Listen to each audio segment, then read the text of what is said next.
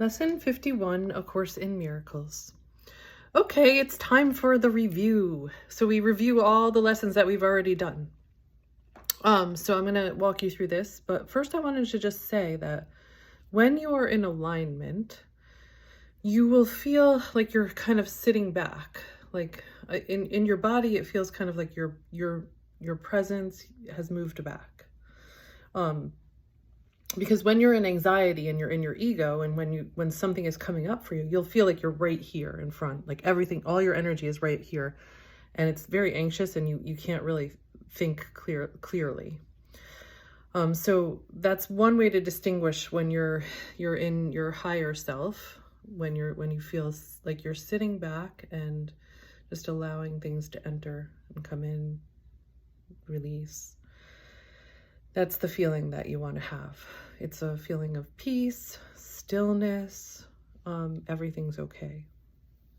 When you're not feeling that, when you're feeling like right up front, up close, like it's more of an anxiety, it's more of your ego coming through. And that's okay, because what your ego is telling you what you need to clear, what you need to be aware of. And as long as you acknowledge it and care for it, you can let it go.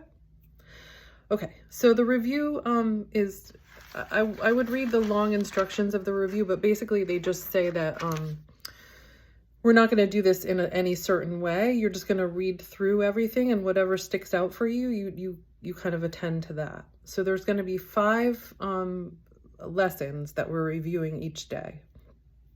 And I have added this because it's part of every lesson. So, and the statement, I am willing to let it go. So I'm just gonna read through, and then I'm gonna just say I'm willing to let it go at the end of each one, because I think that's a really good thing to add. If you feel it. If you don't feel that, whatever comes to you. Okay, so the first one is, nothing I see means anything. So this is the first one from the beginning of the meditations, lesson number 1. Nothing I see means anything. The reason this is so is that I see nothing, and nothing has no meaning.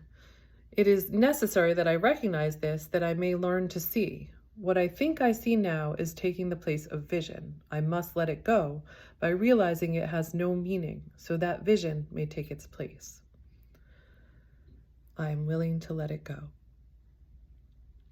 Number 2, I have given what I see all the meaning it has for me.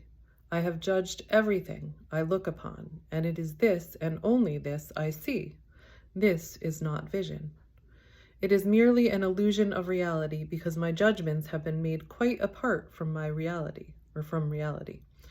I am willing to recognize the lack of validity in my judgments, because I want to see. My judgments have hurt me, and I do not want to see according to them. And I am willing to let them go. Number 3. That's my dog. Number 3, I do not understand anything I see. How could I understand what I see when I have judged it amiss? What I see is the projection of my own errors of thought. I do not understand what I see because it is not understandable. There is no sense in trying to understand it, but there is every reason to let it go and make room for what can be seen and understood and loved. I can exchange what I see now for this merely by being willing to do so. Is not this a better choice than the one I made before? I am willing to let it go. Number 4, these thoughts do not mean anything. The thoughts of which I am aware do not mean anything, because I am trying to think without God. What I call my thoughts are not my real thoughts. My real thoughts are the thoughts I think with God. I am not aware of them because I have made my thoughts to take their place. I am willing to recognize that my thoughts do not mean anything and to let them go. I choose to have them be replaced by what they were intended to replace. My thoughts are meaningless, but all creation lies in the thoughts I think with God. And so I am willing to let my thoughts go. Number 5, I am never upset for the reason I think. I am never upset for the reason I think because I am constantly trying to justify my thoughts. I am constantly trying to make them true.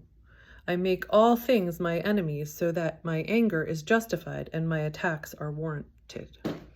I have not realized how much I have misused everything. I see, by assigning this role to it, I have done this to defend a thought system that has hurt me and that I no longer want.